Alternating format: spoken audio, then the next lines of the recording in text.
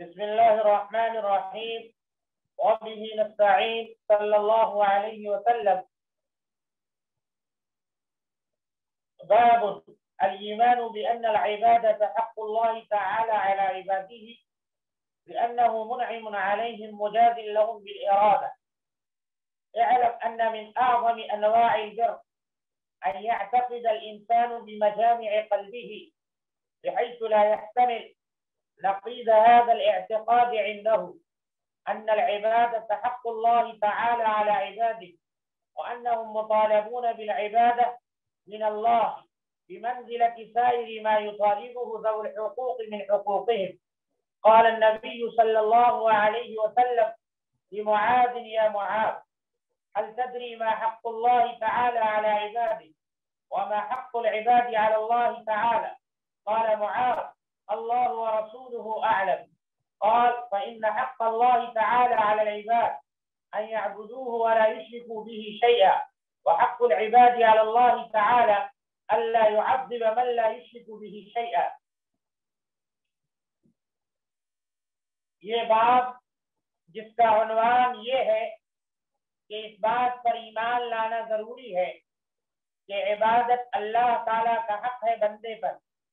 کیونکہ اللہ تعالیٰ بندے پر انعام کرنے والا ہے اور اپنے ارادہ اور اختیار سے بندے کو جزا دینے والا ہے، بدلہ دینے والا ہے۔ اس عنوان سے شاہ صاحب رحمۃ اللہ علیہ نے فلاسفہ اور حکما کا رد کیا ہے کہ فلاسفہ اور حکما کا کہنا ہے کہ دنیا میں جتنے بھی واقعات پیش آتے ہیں وہ علل کی بنیاد پر پیش آتے ہیں، علل و معلولات کی بنیاد پر پیش آتے ہیں۔ بندے کا اس میں کوئی اختیار، اس میں کسی کا کوئی اختیار نہیں، کوئی ارادہ نہیں۔ مطلب یہ ہے کہ جس طرح سے ایک گھڑی ساز گھڑی بناتا ہے، بنانے کے بعد اس کے ساری چیزیں آپس میں جوڑ دیتا ہے تو وہ گھڑی خود اپنے ارادے اور اختیار سے چلنے لگتی ہے۔ اس وقت گھڑی ساز کے ارادے اور اختیار کا کوئی عمل دخل باقی نہیں رہتا۔ یہی حال ہے دنیا میں پیش آنے والی چیزوں کا کہ وہ ساری چیزیں اللہ تعالیٰ نے ازل میں مقدر کر دی ہیں، اب وہ ساری چیزیں چل رہی ہیں ازل میں جو چیز جس طرح سے مقدر کی گئی ہے اسی کے مطابق۔ اب نعوذ باللہ فلاسفہ کے کہنے کے مطابق، حکما کے کہنے کے مطابق اللہ تعالیٰ کے ارادے کا، اختیار کا ازل اور تقدیری فیصلے کے بعد عمل دخل باقی نہیں رہتا۔ گویا جب اللہ تعالیٰ نے تقدیر میں وہ ساری چیزیں جیسے رکھتی ہیں اب وہ ہوں گی، اب اللہ تعالیٰ کا نعوذ باللہ اختیار ختم ہو گیا، اللہ تعالیٰ کا ارادہ ختم ہو گیا۔ اب وہ چیز جیسے اللہ نے رکھی ہے، بنا دی ہے تقدیر میں، ویسے ہی چلے گی۔ بعد میں اب اللہ تعالیٰ کو نعوذ باللہ یہ اختیار حاصل نہیں کہ اس کو بدل دے اور کسی بھی طرح کا عمل دخل کرے۔ یہ کہنا ہے فلاسفہ اور حکما کا۔ کسی کی تردید کر رہے ہیں شاہ صاحب رحمۃ اللہ علیہ کہ نہیں، معاملہ ایسا نہیں ہے، اللہ تبارک و تعالیٰ بندے کو انعام دینے والا ہے اور اپنے ارادے اور اپنے اختیار سے بندے کو جزا اور سزا دینے والا ہے۔ گویا شاہ صاحب یہ کہنا چاہتے ہیں کہ ایک چیز ہے تقدیر کا فیصلہ، اب تقدیر میں جو فیصلہ ہوا ہے اسی کے مطابق وہ چیز ہوگی، لیکن جو وہ چیز بعد میں پیش آئے گی تقدیر کے فیصلے کے بعد، تو جو بعد میں پیش آئے گی تقدیر کے فیصلے کے بعد، تو اس میں بھی اللہ کا ارادہ شامل ہے۔ اللہ تعالیٰ چاہے گا تو بعد میں وہ چیز ویسے ہی پیش آئے جیسے تقدیر میں تھی، اور اگر اللہ تعالیٰ نہیں چاہے گا، تقدیری اختیار ہے وہ اللہ تعالیٰ کو حاصل ہے۔ تقدیری اختیار کے بعد جب وہ چیز وجود پذیر ہوتی ہے تو اس وقت بھی اللہ تعالیٰ کا ارادہ اور اختیار باقی رہتا ہے کہ وہ چیز وجود پذیر ہو یا وجود پذیر نہ ہو۔ اسی کو کہتے ہیں تعلق حادث، یعنی بعد میں پیش آنے والی چیز کے ساتھ اللہ تعالیٰ کا ارادہ اگر شامل ہو گیا تو وہ چیز پیش آئے گی، اور اگر شامل نہیں ہوا تو وہ چیز پیش نہیں آئے گی۔ اسی چیز کو شاہ صاحب یہاں بیان فرما رہے ہیں۔ اگر اتنی بات یہ جان لو ان من اعظم انواع البر، کہ نیکیوں کی قسموں میں جو سب سے بڑی قسمیں ہیں، ان قسموں میں ایک بڑی قسم یہ ہے کہ ان يعتقد الانسان بمجامع قلبه، انسان اپنے صمیم قلب سے یہ اعتقاد رکھے، مجامع یعنی دل کی تمام تر گہرائی کے ساتھ، یعنی دل کی تمام تر آمادگی کے ساتھ، مطلب یہ ہے کہ انسان صمیم قلب سے یہ اعتقاد رکھے، بحيث اس طور پر اعتقاد رکھے لا يحتمل هذا نقيض هذا الاعتماد عنده، کہ اس کے پاس اس اعتماد کے طور کا کوئی احتمال نہ رہے، بحيث اس طور پر کہ وہ اپنے پاس اس عقیدے کے طور کی کوئی چیز نہ آنے دے۔ انسان اپنے دل یعنی صمیم قلب سے اعتقاد رکھے، ایسا اعتقاد کہ اس کے پاس اس عقیدے کے خلاف کسی بھی چیز کے در آنے کا احتمال نہ ہو۔ کیا عقیدہ رکھے کہ ان العبادت حق اللہ تعالی علی عبادہ، کہ عبادت جو ہے اللہ تعالیٰ کا حق ہے اپنے بندے پر، وانہم مطالبون بالعبادت من اللہ تعالی، اور بندوں سے اللہ تبارک و تعالیٰ کی طرف سے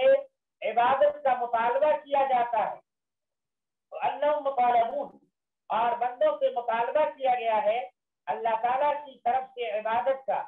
بمنزلتی جس طرح سے کہ بمنزلت جس طرح سے کیے، سائر ما یطالبہ ذو الحقوق من حقوقہم، جس طرح کے دیگر اصحاب حقوق اپنے حقوق، جس طرح کے دیگر اصحاب حقوق اپنے حقوق کا مطالبہ کرتے ہیں جن سے ان کے حقوق متعلق ہوتے ہیں ان سے، اسی طرح سے اللہ تبارک و تعالیٰ اپنے بندوں سے اس بات کا مطالبہ کرتا ہے کہ بندے ان کی عبادت کریں۔ قال النبی صلی اللہ علیہ وسلم لمعاذ، آپ صلی اللہ علیہ وسلم نے حضرت سیدنا معاذ رضی اللہ تعالیٰ عنہ سے فرمایا، یا معاذ هل تدری ما حق اللہ تعالی علی عبادہ، اے معاذ کیا تم اس چیز کو جانتے ہو کہ اللہ تعالیٰ کا بندے پر حق کیا ہے، وما حق العباد علی اللہ تعالی، اور بندوں کا اللہ تعالیٰ پر حق کیا ہے۔ قال معاذ، حضرت معاذ نے فرمایا، اللہ ورسولہ اعلم، اس چیز کو ہم سے بہتر، سب سے بہتر اللہ اس کے رسول جانتے ہیں۔ قال، آپ نے فرمایا، فإن حق اللہ تعالی علی العباد، اللہ تعالیٰ کا حق بندوں پر یہ ہے ان یعبدوہ، کہ بندے اللہ تعالیٰ کی عبادت کریں، ولا یشرکوا بہ شیئا، اور بندے اللہ تعالیٰ کے ساتھ کچھ بھی شریک نہ کریں، وحق العباد علی اللہ تعالی، اور بندوں کا اللہ تعالیٰ پر حق یہ ہے اللہ يعذب من لا یشرک بہ شیئا، کہ جو آدمی اللہ کے ساتھ کچھ بھی شریک نہیں ٹھہراتا اس کو اللہ تعالیٰ عذاب نہ دے۔ اب تو گویا اس روایت کی بات ثابت ہو گئی کہ اللہ کا حق بندوں پر یہ ہے کہ بندے اللہ کی عبادت کریں اور اللہ کے ساتھ کسی کو شریک نہ ٹھہرائیں۔ بندوں کا حق اللہ تعالیٰ پر یہ ہے کہ اللہ تعالیٰ انہیں عذاب میں مبتلا نہ کرے اگر وہ شرک سے باز رہے۔ اب آگے دیکھیے، آگے کہہ رہے وذالک لأن من لم يعتقد ذلك اعتقادا جازما، یعنی ایسا اس وجہ سے ہے کہ اگر کوئی شخص لأن من، کہ وہ شخص جو اس چیز کا یقینی طور پر اعتقاد نہ رکھے، جس کے پاس اس کا یقینی عقیدہ نہ ہو، احتمل عنده، جو اس کے پاس اس بات کا احتمال ہے ان یکون سدا مہملا، وہ اپنے آپ کو بیکار سمجھے، بے معنی سمجھے، یعنی جو آدمی اس بات کا عقیدہ نہیں رکھے گا کہ اللہ تعالیٰ کا حق ہے ہم بندوں پر کہ ہم اللہ کی عبادت کریں، اس کا اگر اسے پختہ عقیدہ نہیں ہوگا تو گویا وہ اپنے آپ کو یوں ہی بے معنی، بے مقصد اور ایک ضائع انسان سمجھنے لگے گا، کیونکہ جب انسان یہ سمجھے گا کہ ہم سے بندگی کا کوئی مطالبہ نہیں ہے، عبادت کا کوئی مطالبہ نہیں ہے، تو گویا ہم آزاد ہیں۔ جب انسان آزاد تصور کرتا ہے اپنے کو تو گویا اپنے کو ضائع اور بے معنی گردانتا ہے۔ کہ یکون سدا مہملا، کہ وہ ضائع ہے، بے معنی ہے، لا یطالب بالعبادہ، یعنی اس سے عبادت کا مطالبہ نہیں کیا جا سکتا، ولا یؤاخذ بها من جهة رب مرید مختار، اور اس رب کی طرف سے جو رب صاحب ارادہ ہے اور پورا اختیار رکھتا ہے، اس رب کی طرف سے اس کا کوئی مواخذہ عبادت کے تعلق سے نہیں ہوگا۔ कान दहरियन, अगर ऐसा अकीदा है तो वो आदमी दहरिया होगा। क्या होगा? दहरिया होगा जी। ला तक़अ इबादतुहु, और अगर ऐसा आदमी जिसका ये अकीदा हो वो दहरिया होगा। अगर ऐसा आदमी इबादत भी कर ले, समाज के दबाव में, घर वाले के दबाव में अगर इबादत कर ले तो ला तक़अ इबादतुहु, तो उसकी इबादत दुरुस्त नहीं, में कल्बी, उसकी इबादत दिल की थाह में दाखिल नहीं होगी। इन बाशाहादी जवारिही, गरचे उस इबादत को अंजाम दे दे अपने आज़ा और जवारे से, तो उसकी इबादत दिल की गहराई तक असरअंदाज नहीं होगी। गरचे अपने आज़ा और जवारे से वो उन इबादतों को अंजाम दे दे। वला तफ्तहु बाबन बैनहु व बैन रब्बिही, आप उसके दरमियान, आप उसके रब के दरमियान कोई भी दरवाजा वो इबादत नहीं खोलेगी। वकानत आदतन कसाइर आदातिही, और उसकी ये इबादत उसकी दूसरी आदतों की तरह एक आदत तस्वुर की जाएगी, शुमार की जाएगी, और इस आदत पर उसको कोई अजर सवाब नहीं मिलेगा। अब आगे फरमा रहे हैं वल अस्लु फी ज़ालिक,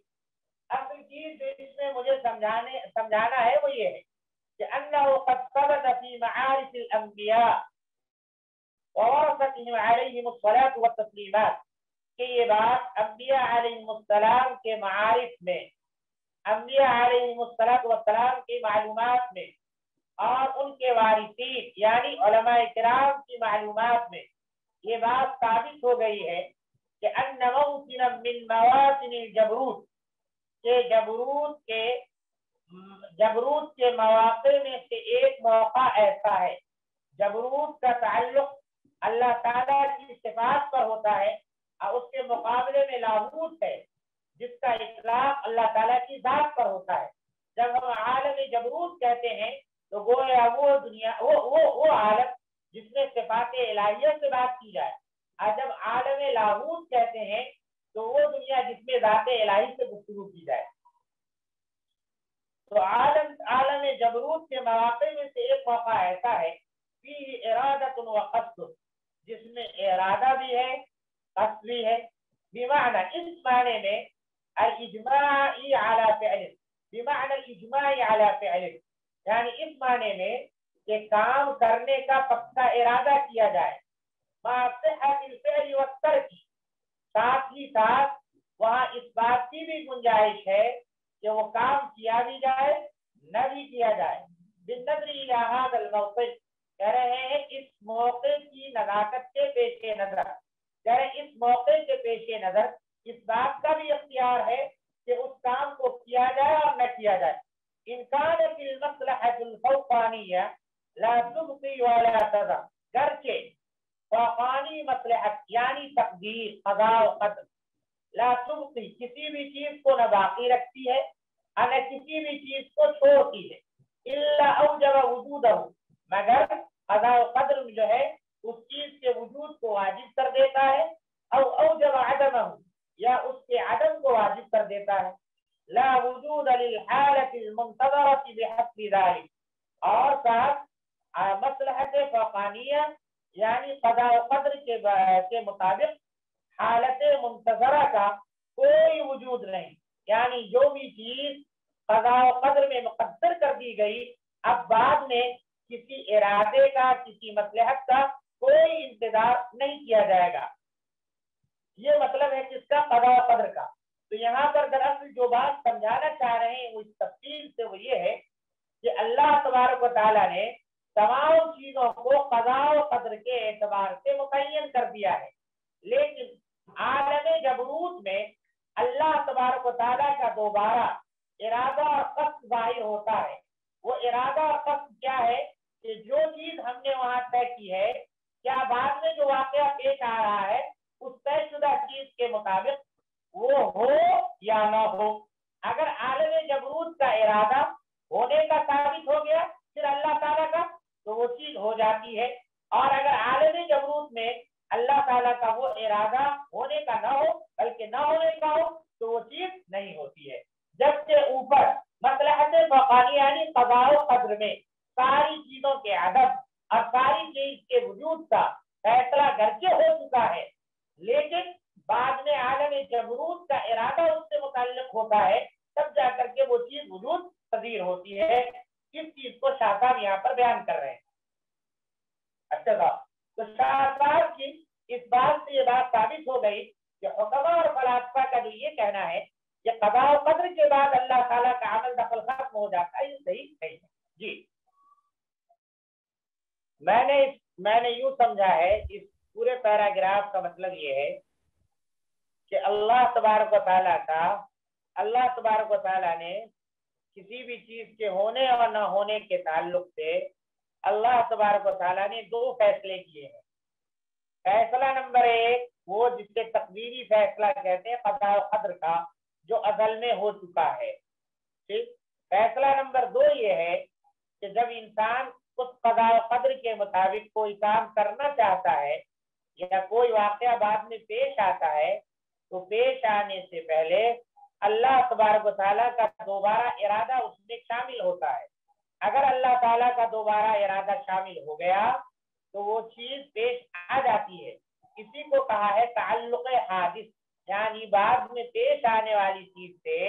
اللہ تبارک و تعالیٰ کا ارادہ متعلق ہوا یا نہیں ہوا. تو اللہ تعالیٰ کا ارادہ متعلق ہو جاتا ہے تو وہ چیز پیش آ جاتی ہے، یعنی دوبارہ ارادہ. اور اگر ارادہ متعلق نہیں ہوا بلکہ عدم ارادہ متعلق ہوا تو پھر وہ چیز نہیں ہوتی ہے. تو اس کا خلاصہ یہ نکلا کہ قضاء و قدر کے بعد بھی اللہ تبارک و تعالیٰ کا کسی کام کے ہونے اور نہ ہونے کے سلسلے میں اختیار باقی رہتا ہے. اور حکما اور فلاسفہ کا یہ کہنا ہے کہ اگر میں ایک چیز کا فیصلہ ہو گیا تو دوبارہ اللہ تعالیٰ کا اختیار اور اللہ تعالیٰ کا عدم اختیار نعوذ باللہ ختم ہو گیا. اب وہ چیز اگر کے فیصلے کے مطابق ہوگی، اب اللہ تعالیٰ کا نعوذ باللہ عمل دخل باقی نہیں رہا. جیسے کہ ایک گھڑی صاحب جب وہ گھڑی بناتا ہے تو گھڑی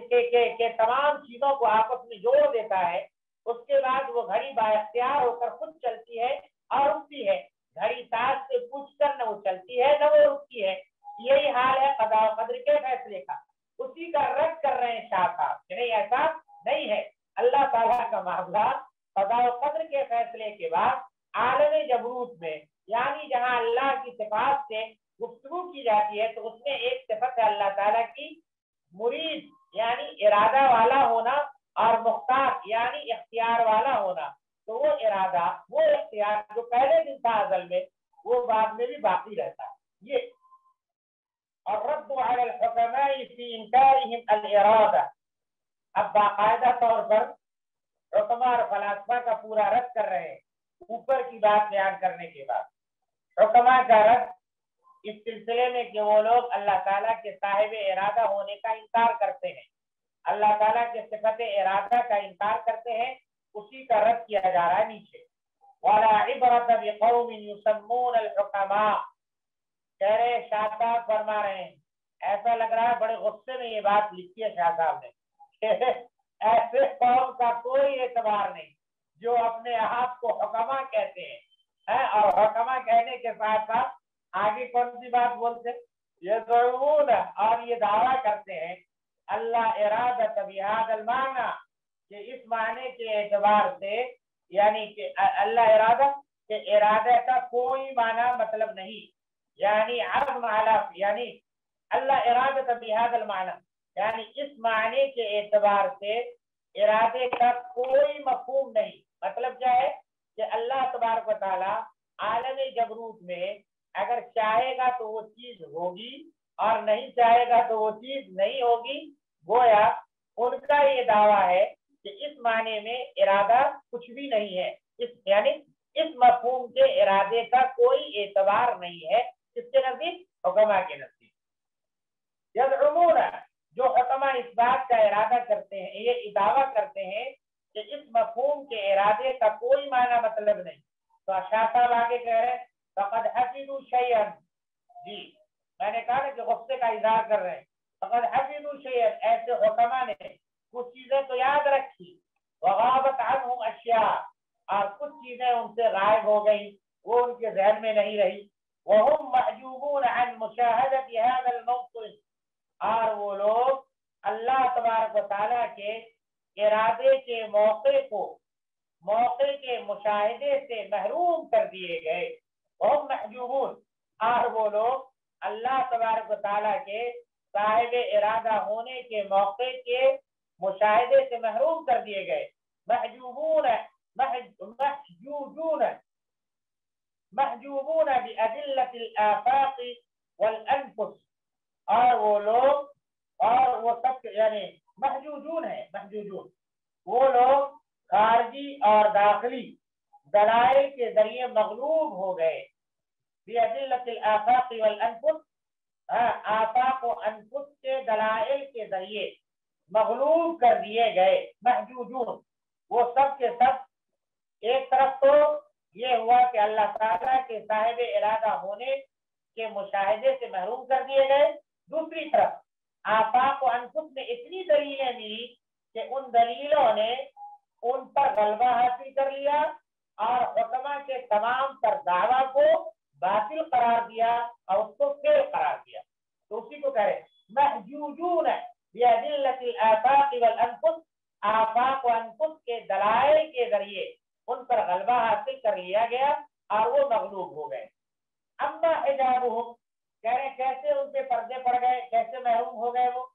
فهو انهم لم يهتدوا الى موطن بين التجلي الاعظم وبين الملأ الاعلى، کہ ان کو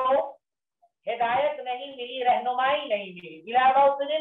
ایسے محل کے نظارے کا، ایسے موقع کے نظارے کا جو موقع تجلی اعظم اور ملأ اعلیٰ کے درمیان ہے۔ تجلی اعظم اور ملأ اعلیٰ مطلب یہ ہے، تجلی اعظم کہتے ہیں ذات و صفات قدیمہ کے مجموعے کو تجلی اعظم کہتے ہیں، کہ اللہ کی ذات اور اللہ کی صفات قدیمہ، یعنی وہ صفات جو ازل میں اللہ تعالیٰ کے لیے ثابت ہوئی ہیں، وہ ساری صفات تجلی، وہ ساری صفات کے مجموعے کو تجلی اعظم کہتے ہیں۔ اور ملأ اعلیٰ کے درمیان جی جو موقع ہے، جو محل ہے، اس محل کو، وہ جو مقام ہے اس مقام کو سمجھ نہیں سکے۔ مطلب یہ ہے کہ صفات قدیمہ کا مخلوق کے ساتھ جو تعلق ہوتا ہے اس کا مقام دونوں کے درمیان ہے، یعنی وہ تعلق حادث اللہ تعالیٰ کی صفت نہیں ہے مگر صفت سے بے تعلق بھی نہیں ہے۔ کیا مطلب؟ مطلب یہ ہے جیسے ہیرا کی چمک دمک نہ ہیرا ہے نہ اس کی صفت ہے بلکہ اس کا اثر ہے۔ لم يهتدوا الى موطن، وہ ایک ایسے مقام تک نہیں پہنچ سکے جو مقام تجلی اعظم اور ملأ اعلیٰ کے درمیان ہے۔ اور وہ مقام کیا ہے؟ کہہ رہے شبیہ، وہ مقام مشابہ ہے بالشعاع القائم، کہہ رہے اس شعاع سے، اس چمک دمک سے جو چمک دمک بالجوہرتی، جی ہیرے سے، جواہرات سے قائم ہوتی ہے۔ بتانا ہی چاہ رہے یہاں پر کہ مثال کے طور پر ہیرا، ہیرے کی جو ہے چمک دمک ہے، تو ہیرے کی چمک دمک نہ ہیرے کی صفت ہے اور نہ وہ نفس ہیرا ہے، بلکہ کیا کہتے ہیں ہیرے کی صفت بھی نہیں ہے نہ نفس ہیرا ہے، لیکن کسی نہ کسی درجے میں ہیرا سے اس کی چمک دمک کا تعلق ہے یا نہیں؟ بالکل ہے، بالکل ہے۔ تو وہی یہاں پر یہ کہہ رہے ہیں کہ دو مقام ہے، ایک تو اللہ تعالیٰ کا تجلی اعظم کا مقام ہے اور ایک ملأ اعلیٰ ہے۔ ان دونوں کے درمیان جو مقام ہے وہ مقام بالکل کیا کہتے ہیں ہیرے کی چمک دمک والا مقام ہے۔ تو چمک دمک نہ ہیرے کی صفت ہے اور نہ صاحب کیا کہتے ہیں نفس ہیرا ہے، تو تجلی اعظم نفس ہیرا ہوا اور ملأ اعلیٰ جو ہے وہ کیا کہتے ہیں ہیرے کی صفت ہے، اور ان دونوں کے درمیان جو چیز ہے وہ ہیرے کی چمک دمک ہے۔ تو اللہ تبارک و تعالیٰ کا، اللہ تبارک و تعالیٰ ایک تو تجلی اعظم میں ہے اور تجلی اعظم کے بعد کیا کہتے ہیں ایک مقام ملأ اعلیٰ کا ہے، ایک فیصلہ تجلی اعظم میں ہوتا ہے اور ایک فیصلہ ملأ اعلیٰ میں ہوتا ہے، اور ان دونوں کے درمیان بھی ایک مقام ہے اللہ تعالیٰ کا، جی وہی مقام مقام ارادہ، اسی کو کہا مقام ارادہ۔ وَلِلَّهِ الْمَثَلُ الْأَعْلَى، اب یہاں پر یہ کہہ رہے ہیں وَلِلَّهِ الْمَثَلُ الْأَعْلَى، اور اللہ تبارک و تعالیٰ کے لیے بلند مثال ہے۔ مطلب یہ ہے کہ ہیرے اور ہیرا کی چمک دمک کی جو ہم نے مثال دی یا جواہرات کے چمک دمک کی جو میں نے مثال دی، اس سے اللہ تبارک تعالیٰ کی طرف کسی طرح کی بے ادبی اگر منسوب ہو رہی ہو تو اسی کے خاتمے کے لیے شاہ صاحب نے کہا، اور اللہ کے لیے تو بلند و بالا مثال ہے، اس سے بھی بڑھ کر ہے. ففی هذا الموطن، تو کہہ رہے اس مقام پر، جو مقام تجلی اعظم کا ہے اور ملأ اعلیٰ کے درمیان کا، تجلی اعظم اور ملأ اعلیٰ کے درمیان کا جو مقام ہے، اس مقام پر یتمثل اجتماع علی شیء، کسی چیز پر اتفاق ہوتا ہے. اور اتفاق کیسے ہوتا ہے؟ استوجبه علوم الملأ الاعلى وهيئاتهم، کہہ رہے ہیں اس اتفاق کو لازم کرتا ہے ملأ اعلیٰ کے علوم اور اس کی حیاتیں. بعدما كان مستوى الفعل والترك في هذا الموطن، ساتھ ہی ساتھ یہ بھی یاد رکھیں کہ اس مقام پر کام کے کرنے اور نہ کرنے کا مستوی، یعنی کام کا کرنا اور نہ کرنا دونوں برابر ہوا کرتا ہے. تو گویا ایک مقام تجلی اعظم کا ہے، تجلی اعظم اور ملأ اعلیٰ کے درمیان کا جو مقام ہے، وہیں پر کسی چیز کے ہونے یا نہ ہونے کا اتفاق ہوتا ہے. تو ہونے یا نہ ہونے پر جو اتفاق ہوتا ہے اسی کو کہتے ہیں تعلق حادث، اسی کا نام ہے تعلق حادث. جی، تو وہ تعلق حادث جو ہے وہ نہ اللہ تعالیٰ کی صفت ہے، اور ایسا بھی نہیں ہے کہ وہ اللہ تبارک و تعالیٰ سے اس کا جوڑنا ہو. بالکل اللہ تعالیٰ سے وہ مربوط ایک شے ہے. تو اللہ تعالیٰ اس وقت اگر چاہ لے گا تو وہ چیز ہوگی جو بعد میں پیش آنے والی ہے، اور اگر اللہ تعالیٰ نہیں چاہے گا تو وہ چیز اس وقت پیش نہیں آئے گی. تو کہہ رہے استوجبه علوم الملأ الاعلى وهيئاتهم، تو اس جگہ پر، اس مقام پر ملأ، یعنی وہ مقام جو ہے ملأ اعلیٰ اور ان کی حیت کا ایک لازمی نتیجہ ہے. تو گویا تجلی اعظم اور ملأ اعلیٰ کے درمیان جو مقام ہے اسی مقام میں یعنی ہونے اور نہ ہونے کا فیصلہ کیا جاتا. اب جو ہے اما الحجت علیہ، رہی بات حکما کے خلاف دلیل، فَلِأَنَّ الْوَاحِدَ مِنَّا، یہ حکما کے خلاف دلیل یہ ہے کہ ان الواحد منا، کہ ہم میں سے ایک آدمی یعلم بداہتا، وہ یکایک جانتا ہے کہ انہو یمد، یعلم بداہتا، وہ ظاہری طور پر جانتا ہے انہو یمد یدہ ویتناول القلم مثلا، کہ وہ اپنا ہاتھ پھیلائے گا اور پھیلا کر مثلا وہ قلم لے لے گا. وہو فی ذلک، اور وہ اس سلسلے میں مرید، ارادہ کرنے والا ہے، قصد کرنے والا ہے، ارادہ اور قصد کرنے والا. یستوی بالنسبۃ الیہ الفعل والترک، اور صاحب وہ اس کی طرف یعنی فعل اور عدم فعل کی نسبت برابر ہے. کیا مطلب؟ بحسب هذا القصد، اس ارادے کے مطابق، یعنی اس ارادے میں وہ قلم لے بھی سکتا ہے اور قلم نہیں بھی لے سکتا. وبحسب هذه القوى المتشبہہ فی نفسہ، اور ان قوتوں کے مطابق جو قوتیں ان کے دل میں وضعیت کر دی گئی ہیں. مشبہہ کہتے ہیں مودعہ کو، یعنی انسان ان تمام وسائل کے مطابق، جو وسائل ان کے اندر پیوست ہیں ان کے مطابق وہ قلم لے بھی سکتا ہے اور قلم نہیں بھی لے سکتا ہے. وإن كان كل شيء بحسب المصلحة الفوقانية، بحسب المصلحة الفوقانية، إما واجب الفعل أو واجب الترك، جیسے ان میں سے ہر چیز فوقانی مصلحت یعنی قضاء و قدر کے مطابق، اما واجب الفعل، یا تو اس کا کرنا واجب ہوگا اوپر کے فیصلے کے مطابق، یا نہ کرنا واجب ہوگا. فكذلك الحال في كل ما يستوجبه استعداد خاص، یہی صورتحال ہر اس چیز میں ہوتی ہے جس کو استعداد خاص یعنی خاص صلاحیت لازم کرتی ہے.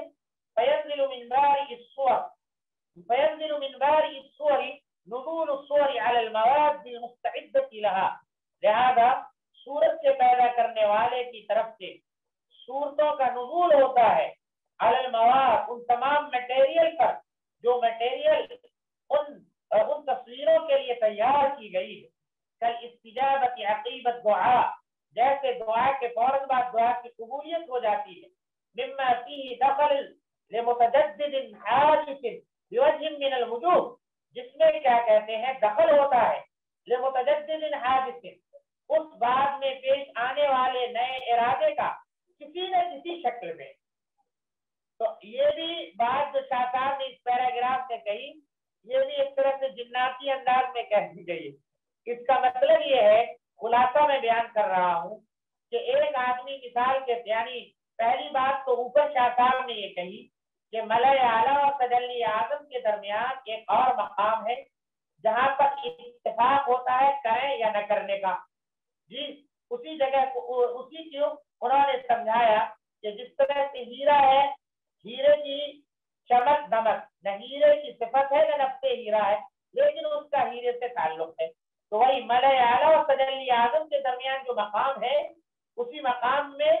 ارادے کا ظہور ہوتا ہے. اسی کے بارے میں اسی کو پھیلا کر کے بیان کر رہے ہیں دلیل کے طور پر کہ ایک آدمی قلم لینے کا ارادہ کرتا ہے، ہاتھ آگے بڑھاتا ہے. اللہ نے جو قوت دی ہے اس قوت کے مطابق وہ قلم لے بھی سکتا ہے اور قلم نہیں بھی لے سکتا ہے. تو اسی طرح سے قضاء و قدر کے مطابق اللہ تعالیٰ نے کسی کام کے ہونے کو واجب کر دیا،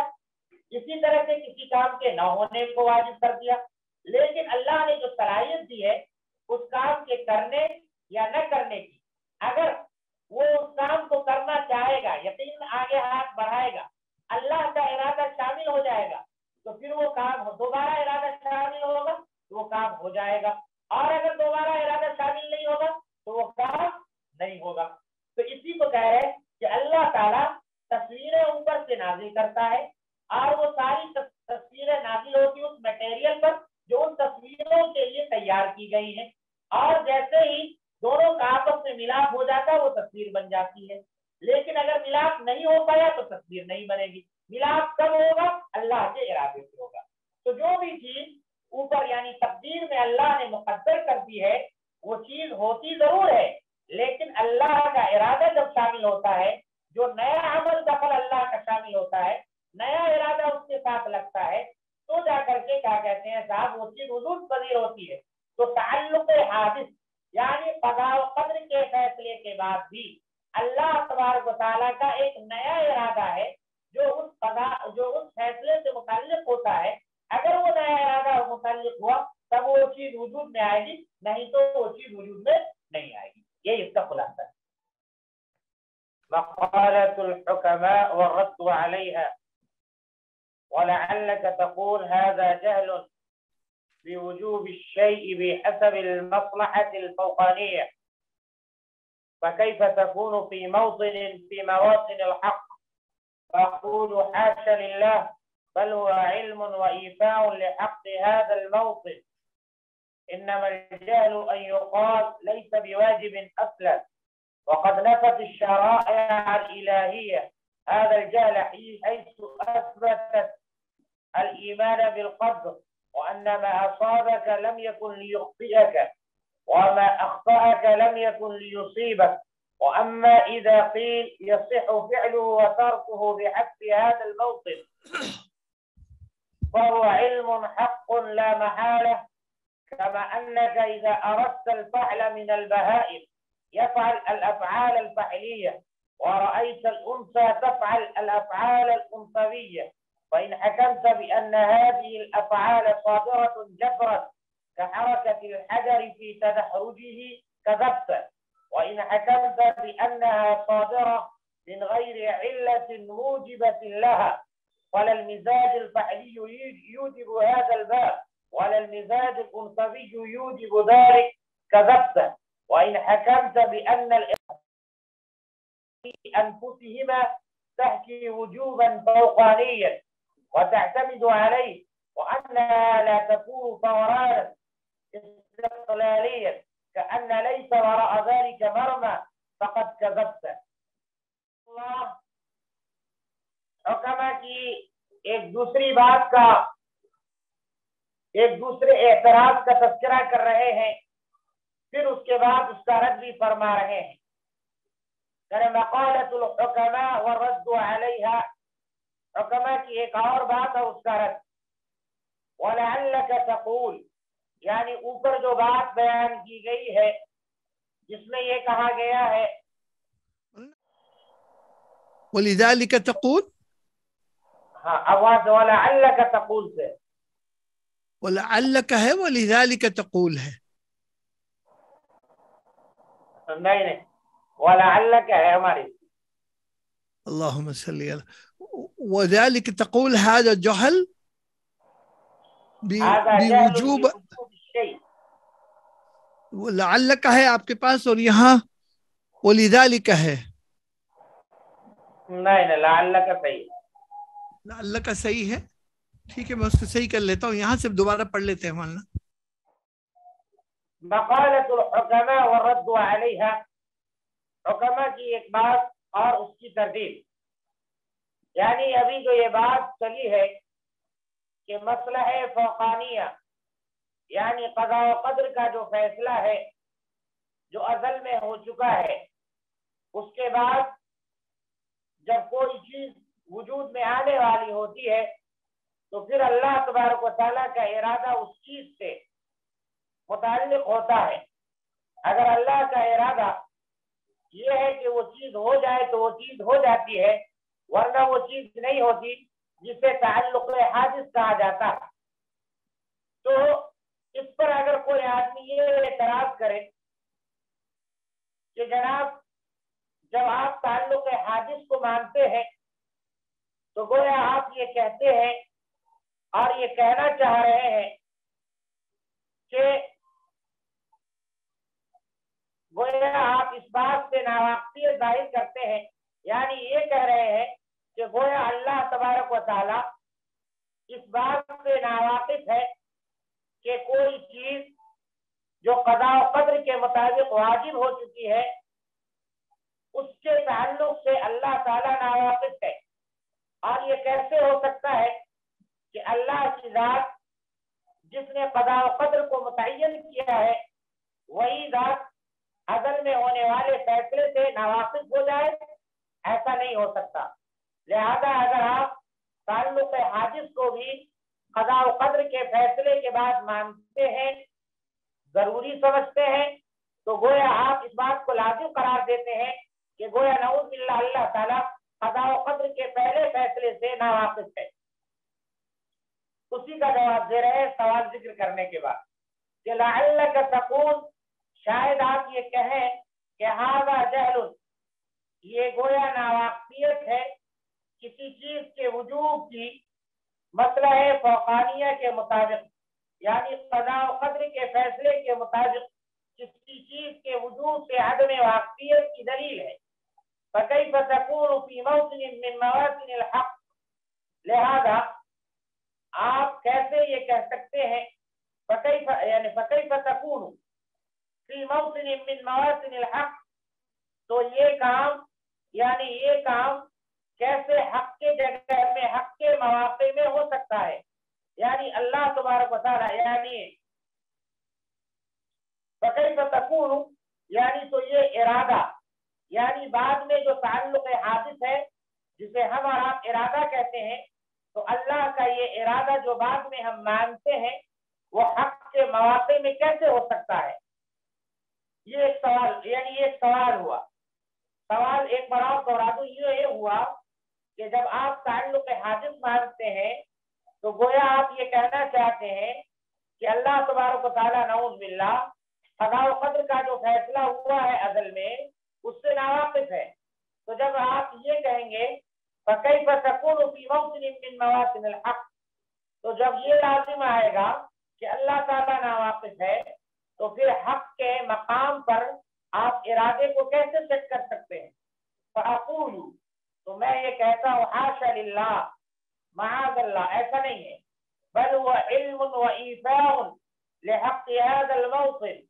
بلکہ یہ علم ہے یعنی واقفیت ہے اور ایفا ہے لحق هذا الموطن، یعنی اس موقع کے حق کی ادائیگی ہے. مطلب کیا ہے؟ بلکہ وہ بات اس مقام یعنی صفت ارادہ کے حق کو جاننا اور اس حق کی پوری ادائیگی ہے. یعنی علم لحق هذا الموطن، یعنی اس مقام صفت و ارادہ کے حق کو جاننا بھی ہے اس سے، اور اس مقام کا جو حق ہے اس حق کو ادا کرنا بھی ہے. وَإِنَّمَا الْجَهْلُ، اور عدم واقفیت اور جہالت یہ ہے کہ ان یقال یہ کہا جائے لیس بواجب اصلا، یعنی یہ کہا جائے کہ وہ چیز قطعاً واجب نہیں، یعنی اس کا ہونا قطعاً ضروری نہیں، یعنی سرے سے کوئی چیز نہیں ہے، جو کچھ ہے وہ اللہ تعالیٰ چاہتا ہے تو ہوتا ہے۔ کیا مطلب؟ مطلب یہ ہے کہ اگر آپ یہ کہتے ہیں کہ اللہ تبارک، یعنی اگر آپ یہ کہتے ہیں کہ صاحب ارادے کا یعنی تعلق حادث کا کوئی معنی مطلب نہیں ہے، تو اسی کا رد کر رہے ہیں۔ اسی سلسلے میں ایک سوال پیدا کیا انہوں نے اور اس سوال کا جواب دے رہے ہیں۔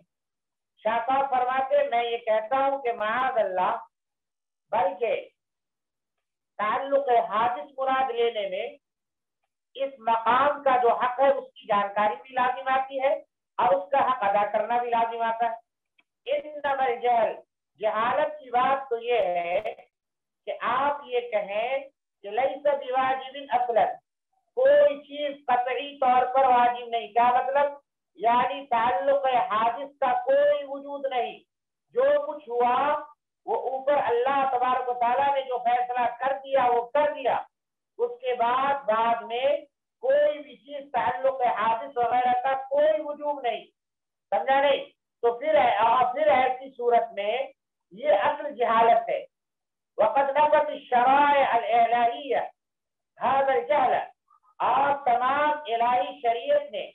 اس جہالت کی نفی کی ہے، حیث اس طور پر کہ اثبتت الایمان بالقدر، جہاں ایمان بالقدر کو ثابت کیا ہے، وہ یہ کہ انما اصابک، جو چیز تمہیں لاحق ہوئی ہے، لم یکن لیخطئک، وہ کبھی تم سے چوک نہیں ہو سکتی تھی، خطا نہیں کر سکتی تھی، وما اخطاک، اور جو چیز تم سے خطا کر گئی ہے وہ کبھی تمہیں لاحق نہیں ہو سکتی تھی۔ واما اذا قیل، اور جب یہ کہا جائے یصح فعله وترکه بحسب هذا الموطن، کہ اس مقام کے اعتبار سے کسی کام کا کرنا نہ کرنا دونوں صحیح ہے، فهو علم حق لا محالہ، تو یقینی طور پر یہ ایک حقیقی علم ہے۔ کیا مطلب؟ یعنی مطلب یہ ہے کہ اگر آپ یہ کہہ دیں کہ یہ کوئی بھی چیز قطعی طور پر واجب نہیں ہے، بلکہ جو اللہ نے فیصلہ کر دیا وہی ہوگا، بعد میں اللہ تبارک و تعالیٰ کی چاہت اور اس کے ارادے کا کوئی اعتبار نہیں، تو یہ کہہ رہے یہ اصل جہالت کی بات ہے۔ گویا اس میں یہ بات لازم آئے گی کہ ایک چیز اللہ نے ثابت کر دی، وہ اور فیصلہ کر دیا، اب وہ چیز کب ہوگی کب نہیں ہوگی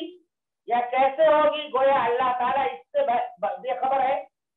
جب اللہ تبارک و تعالیٰ گویا اس سے بے خبر آپ ثابت کر رہے ہیں، لیکن جب اللہ تبارک و تعالیٰ جو چیز قضاء و قدر میں پہلی بار طے ہو گئی ہے، جب بعد میں وہ چیز پیش آئے گی تو اللہ کے ارادے کی وہ محتاج ہے۔ اگر اس چیز کو ثابت کریں گے تو یہ لازم آئے گا کہ قضاء و قدر کے فیصلے کے بعد میں جو چیز پیش آتی ہے اس کا بھی علم اللہ تعالیٰ کو ہے، اور اگر بعد والے ارادے کو یعنی تعلق حادث کے وجود کو آپ نہ مانیں تو ایسی صورت میں یہ لازم آئے گا کہ جو چیز پہلے ثابت ہوئی، کب ہوئی، کیسے ہوئی، کب ہوگی، گویا اللہ تعالیٰ ان تمام ترتیبوں سے بے خبر ہے۔ اسی کو کہہ رہے وقد نفت الشرائع الالہیہ، کہ الہی قانون نے اس جہالت کی نفی کی ہے، جہاں ایمان بالقدر کو ثابت کیا ہے، وہ یہ کہ جو چیز تمہیں پہنچی ہے وہ کبھی تم سے خطا نہیں کر سکتی تھی، اور جو خطا کر گئی ہے وہ کبھی تم تک نہیں پہنچ سکتی تھی۔ تو گویا کون سی چیز اللہ تعالیٰ نے پہنچنا طے کیا ہے، اب کس چیز کا پہنچنا طے نہیں ہے، تو یہ ایک طے تو ہوا ازل میں، اور ایک طے وہ ہے جو اللہ کے ارادے کے مطابق ہے۔ جب وہ چیز پیش آئے گی اور اللہ کا ارادہ شامل ہوگا تب وہ چیز خطا کرے گی یا وہ چیز خطا نہیں کرے گی۔ اما اذا قیل، جب یہ بات کہی جائے گی کہ اس کا کرنا نہ کرنا دونوں اس مقام کے اعتبار سے ہے، یعنی ایک چیز ازل میں طے ہوئی، دوبارہ وہ چیز جب پیش آئے گی تو ہوگی یا نہیں ہوگی یہ اللہ کے اختیار میں ہے. فَهُوَ عِلْمٌ حَقٌّ لَا مَحَالَ، یقینی طور پر یہ حقیقی علم ہے، یعنی اللہ کی جانکاری میں ہے اور اللہ کا ارادہ اس کے متعلق ہوگا تب تو وہ چیز ہوگی، اور اگر ارادہ متعلق نہیں ہوگا تو نہیں ہوگی. کما انک، مثال دے رہے جیسا کہ تم آپ دیکھتے ہیں اذا رأیت الفحل من البہائم، جب چوپائے میں آپ کسی نر کو دیکھتے ہیں، نر جانور کو دیکھتے ہیں، یفعل الافعال الفحلیہ، نر جانور وہ نرینہ کام کرتا ہے. ورأیت الانثى، اور آپ کسی مادہ جانور کو دیکھتے ہیں، تفعل الافعال الانثویہ، کہ وہ مادہ والا کام کرتا ہے، یعنی وہ جانور یعنی مادہ جانور مادہ والا کام کرتا رہتا ہے. فإن حکمت، اگر آپ یہ فیصلہ کریں بأن هذه الافعال صادرة جبرا، کہ یہ سارے کام جبری طور پر مجبوری کے طور پر یعنی جبرن ان دونوں سے صادر ہوئے ہیں. كحركة الحجر في تدحرجه، جس طرح سے پتھر کو اگر کوئی ہلکا لڑکا دے تو وہ مجبوراً لڑک جاتا ہے. کذبت، اگر آپ یہ کہیں کہ جبرن یعنی نرینہ جانور سے اس کا کام اور مادہ جانور سے مادہ والا کام یہ جبرن ہے، اس میں ان دونوں کا کوئی اختیار نہیں ہے، تو کہہ رہے تم جھوٹ بولنے والے ہو. وَإِنْ حَكَمْتَ، اور اگر تم یہ فیصلہ کرتے ہو بِأَنَّهَا صَادِرَةٌ مِنْ غَيْرِ عِلَّةٍ مُوجِبَةٍ لَهَا، کہ یہ کام بغیر علت یہ موجبہ کے صادر ہے، اس کے پیچھے کوئی علت نہیں ہے، فَلَا الْمِزَاجُ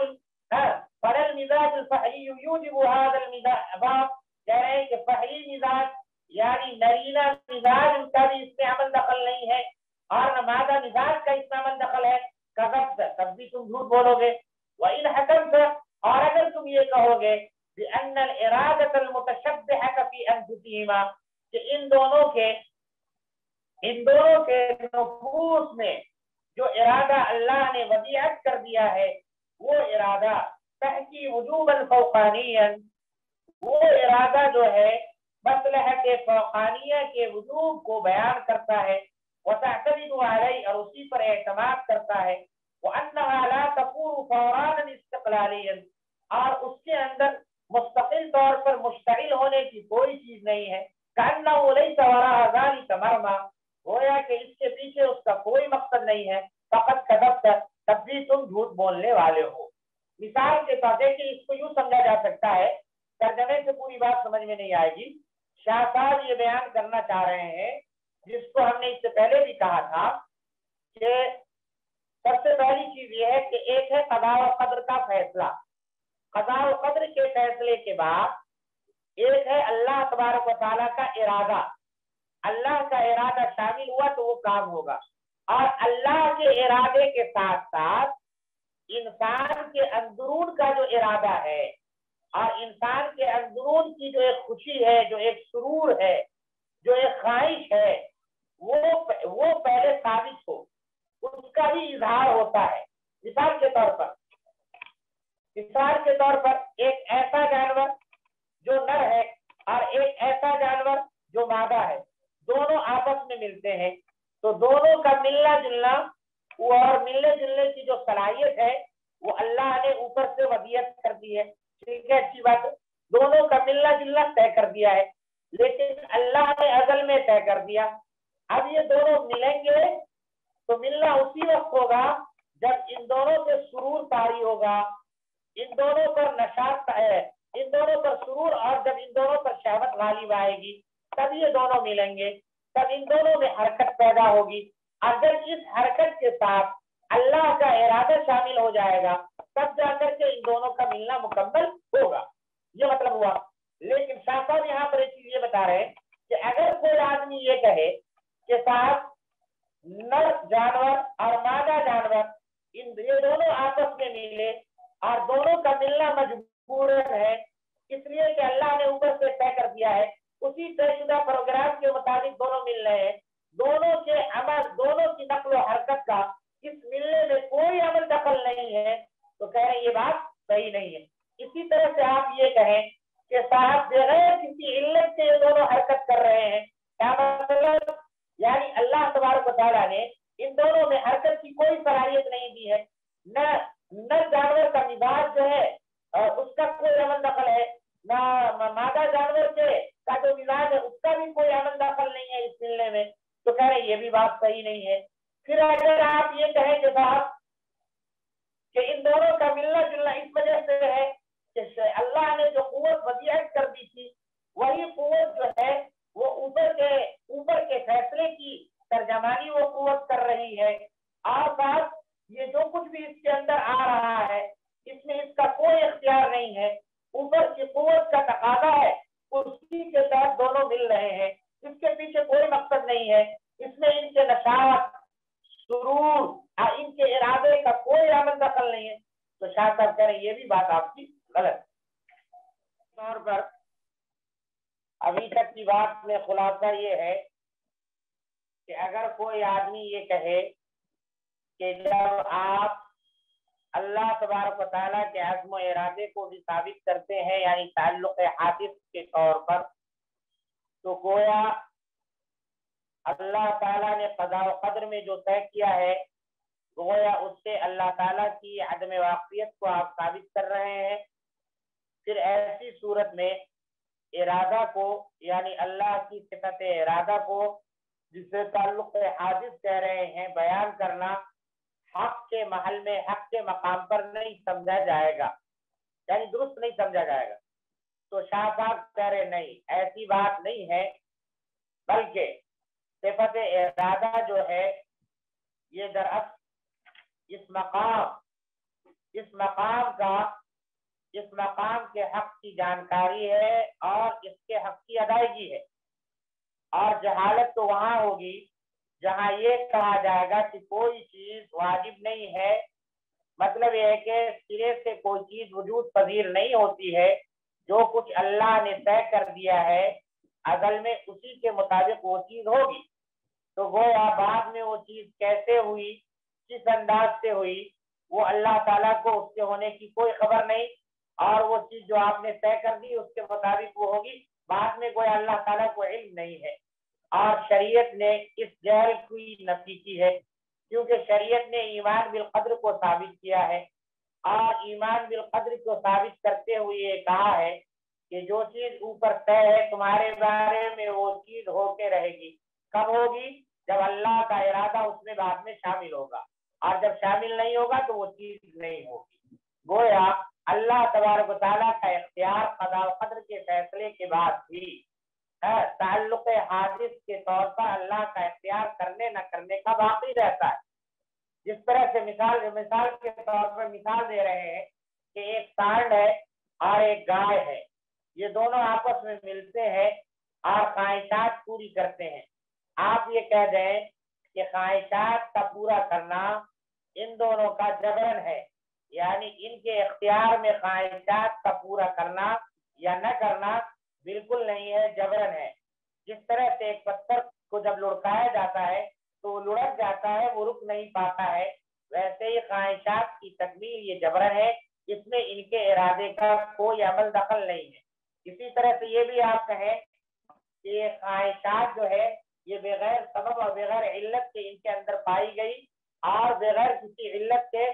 خواہشات پائی گئی، اور ان دونوں نے آپس میں ایک دوسرے سے ملاپ کر لیا۔ نر کے مزاج نر کا اس میں عمل دخل ہے، اور نہ مؤنث جانور مادہ جانور کے مزاج مادہ کا اس میں عمل دخل ہے، خیر یہ بھی صحیح نہیں۔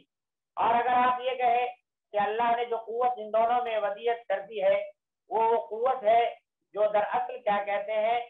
اوپر والے فیصلے کی ترجمانی کرتی ہے، اور وہ قوت اوپر والے فیصلے پر اعتماد کرتی ہے، اور وہ اپنی طرف سے مستقل طور پر مشتعل نہیں ہوتی، اوپر سے جو حکم ملا ہے اسی کے مطابق کیا کہتے ہیں وہ یہ ہو رہی ہے، یعنی مشتعل ہو رہی ہے وہ قوت، اور کیا کہتے ہیں اس کا اپنے میں کوئی یعنی ان دونوں جانوروں کا جو ہے اس عمل کے پیچھے کوئی مقصد نہیں ہے، جو کچھ اوپر سے کہا گیا ہے اس کے مطابق ان دونوں نے کیا ہے، تو کہہ رہے ہیں یہ بھی صحیح نہیں ہے۔ تو گویا پھر صحیح کیا ہے؟ صحیح یہ ہے جس کو آگے بیان کر رہے ہیں جی، بل الحق، بلکہ حق یہ ہے کہ بل الحق الیقین امر بین الامرین، بلکہ یقینی حق جو ہے یہ ہے جو دونوں معاملے کے درمیان ہے، وہ یہ کہ ان الاختیار معلول، کہ اختیار معلول بالعلہ ہے، اختیار علت کی بنیاد پر انسان کو ملتا ہے، لا يتخلف عن عللہ، اور اختیار اپنی علت سے پیچھے ہٹ نہیں سکتا، والفعل المراد توجبه العلل، اور وہ کام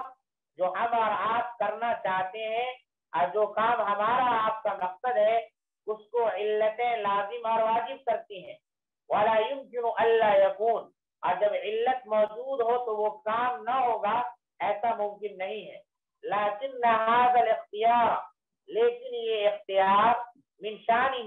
اس کا تقاضا یہ ہے کہ انسان اپنی طرف دیکھے، اپنے سے اوپر کو نہ دیکھے، یا فإن أديت حق هذا الموسم، یعنی اپنی طرف دیکھنے کا حق اگر آپ نے ادا کر دیا تو آپ اپنے دل میں کہیں گے کہ کرنا نہ کرنا میرے لیے دونوں برابر تھا، لیکن میں نے کرنے کو اختیار کیا، تو یہی اختیار گویا اس کے کام کی علت بن گئی، صدقت و بررت، ایسے وقت میں تم سچ کہو گے اور نیک کام کرنے والے سمجھے جاؤ گے۔ فأخبرت الشرائع الإلہیہ عن هذه الإرادہ، کہہ رہے ہیں کہ شریعت یعنی الہی شریعت نے، قانون نے کسی ارادے کے بارے میں بیان کیا ہے جو ارادہ ایسے موقع پر انسان کے اندر اللہ نے ودیت کر دی ہے۔ تو گویا یہ بات ثابت ہو گئی کہ جو چیز اوپر سے ہوتی ہے اس چیز کو اللہ نے پہلے طے کر دیا ہے، اس کے بعد اللہ کا ارادہ شامل ہوتا ہے، اور اللہ کے ارادے کے شامل ہونے سے پہلے انسان کی طرف سے انسان کا ارادہ اور انسان کی حرکت، انسان کا ارادہ اور انسان کے دل کی کیفیت جو ہے پہلے اس چیز کو کرنے پر آمادہ ہوتی ہے اور وہ آگے بڑھتا ہے، پھر اللہ کا ارادہ شامل ہوتا ہے، تب جا کر کے انسان کا وہ کام وجود میں آتا ہے۔ اب رہی یہ بات کہ ازل میں جو فیصلہ ہوا اس کا کیا ہوا؟ مثال کے طور پر ایک مرد اپنی بیوی سے ملتا ہے تو ازل میں یہ طے ہو گیا ہے کہ یہ دونوں میاں بیوی آپس میں ملیں گے، تو ظاہر ہے وہ اوپر طے کے مطابق اللہ نے ملنے کی صلاحیت دونوں میں دے دی ہے۔ اب ان دونوں سے سرور طاری ہوتا ہے، نشہ طاری ہوتا ہے، تو نشہ جو طاری ہوا وہ دراصل اس علت کی بنیاد پر، یعنی وہ علت کیا کہتے صلاحیت، وہ صلاحیت جو نشے کو وجود بخشے، اس کی بنیاد پر ان دونوں کے اندر جو ہے وہ نشہ پیدا ہوا۔ جب یہ نشہ پیدا ہوا دونوں ایک دوسرے سے قریب ہوئے، پھر اللہ کا ارادہ شامل ہوا جس کے نتیجے میں یہ دونوں کے دونوں آپس میں ملے۔ تو جب ان دونوں نے اپنے اوپر غور کیا، ملنے کے بعد اس نتیجے پر پہنچے کہ نشہ کو بروئے کار لانا اور نشہ چڑھانا اور نہ چڑھانا دونوں کا اختیار ہم دونوں کو تھا، اگر نشہ نہ چڑھاتے تو نہ ملتے، نشہ چڑھا لیا تو یہی دراصل سبب بنا ملنے کا۔ تو انسان جو کوئی کام کرتا ہے وہ یقیناً اللہ کے فیصلے کے مطابق کرتا ہے، لیکن اللہ کے فیصلہ اسی وقت وجود میں آتا ہے جب انسان کی طرف سے حرکت اور ارادہ ہوتا ہے، اور اس ارادے کے ساتھ ساتھ پھر درمیان میں اللہ کا ارادہ ایک بار اور ملتا ہے، تب جا کر کے وہ عمل وجود میں آتا ہے۔ یہ مطلب ہوا وہ قضاء و قدر کے کام کے 3 مرحلے، ایک تو ازل میں طے ہوا، وہاں طے ہو گیا، اس کے بعد دوسرا اللہ تعالیٰ کا دوبارہ ارادہ، تعلق حادث، اور تیسرا بندے کا اختیار، بندے کا ارادہ۔ تو یہ تینوں جب آپس میں ملتے ہیں تب جا کر کے کوئی عمل وجود پذیر ہوتا ہے۔ تو یہ جو اللہ تبارک و تعالیٰ نے بندے کو جو اختیار دیا ہے،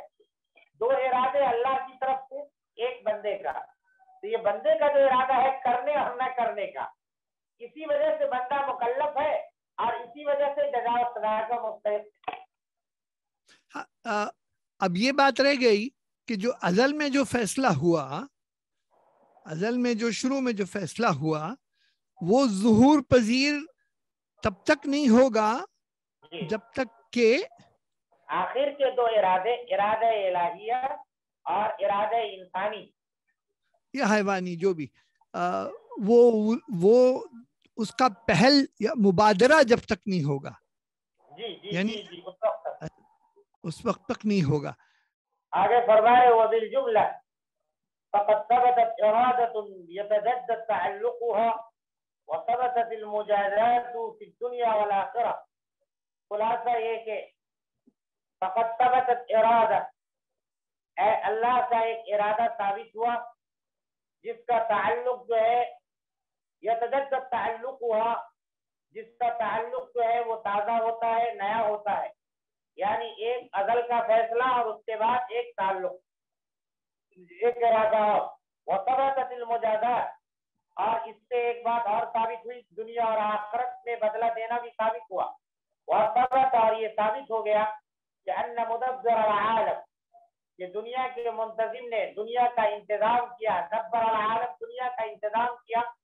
بإيجاد شریعت ایک ایسے قانون کو لاگو کر کے یسلکونہا جس پر لوگ چلیں گے تاکہ لینتفعوا بها تاکہ لوگ اس قانون سے فائدہ اٹھائیں. فکان الامر لہذا ایسی صورت میں یہ پورا معاملہ شبیہ یہ مشابہ ہے اس چیز سے کہ بأن السید کہ آقا نے استخدم عبیدہ اس نے اپنے غلام سے کام لیا وطلب منہم ذلك یعنی اپنے غلام سے خدمت لی اور اس سے خدمت کا مطالبہ کیا ورضی عمن خدمہ یا یوں کہیے کہ فکان الامر یہ پورا معاملہ اس چیز سے مشابہ ہے کہ آقا نے اپنے غلام سے خدمت لینا چاہا اور اس سے خدمت کا مطالبہ کیا ورضی عمن خدمہ جس نے خدمت کی اس سے راضی ہو گیا وسخط علی من لم يخدم اور جس نے خدمت نہیں کی اس سے وہ ناراض ہو گیا. فنزلت الشرائع الالہیہ بهذه العبارة لما ذکرنا تو یعنی الہی شریعت الہی قانون اس عبارت میں نازل ہوئی اس وجہ سے کہ ہم نے یہ ذکر کیا کہ ان الشرائع تنزل في الصفات وغيرها بعبارة اس لیے کہ شرعی قوانین وہ صفات کے سلسلے میں نازل ہوتے ہیں ایسی عبارت میں. مثال کے طور پر ادھر دیکھیے مثال کے طور پر یہاں جو شاہ صاحب نے مثال دی کہ اللہ کے انتظام کا معاملہ انسان کے درمیان موجود آقا والا ہے کہ وہ آقا خدمت لیتا ہے جو خدمت کرتا ہے اس سے راضی اور جو خدمت نہیں کرتا ہے اس سے اللہ تعالیٰ ناراض ہو جاتا ہے. تو یہ کہہ رہے ہیں کہ اس یعنی ایسے نصوص اور ایسے جملے میں صفات کو بیان کیا جاتا ہے اللہ تعالیٰ کے صفات کو بیان کیا جاتا ہے تو گویا یہ نہ سمجھے کوئی آدمی کہ یہ جو مثال غلام اور آقا اور غلام کی دی گئی ہے گویا اللہ تبارک و تعالیٰ کا معاملہ بھی خدمت لینے کے سلسلے میں بالکل غلام اور آقا والا ہے ایسا نہیں سمجھنا چاہیے. یہ مجازن ہے. ایسی عبارت جو ہے وہ اللہ تعالیٰ کی صفات تدبیر کو بیان کر رہی ہے. یہ عبارت جو ہے کیا کہتے ہیں مجازی طور پر ہے حقیقی طور پر نہیں ہے اور مجازی طور پر ایسے نصوص اور ایسے جملے اور ایسی عبارتیں استعمال کی جاتی ہیں. کہ ان الشرائع کے شرعی قوانین صفات کے سلسلے میں بعبارت ایسی عبارت میں نازل ہوتی ہے لیس هناك افصح ولا ابین للحق منها کہ اس عبارت سے زیادہ فصیح اور حق کو بیان کرنے والی کوئی دوسری عبارت نہیں ہوتی. اچانک حقیقت لغویہ او مجازا متعارفا چاہے وہ عبارت لغوی طور پر حقیقی ہو چاہے وہ مجاز متعارف کے درجے میں ہو اس سے کوئی مطلب نہیں ہے. اس طرح کے نصوص آتے ہیں اور اس طرح کے نصوص سے اللہ تبارک و تعالیٰ کی صفات کو سمجھایا جاتا ہے کیونکہ یہ نصوص صفات کو سمجھانے میں مؤثر ہوتے ہیں اسی لیے ایسی عبارتیں استعمال کی جاتی ہیں.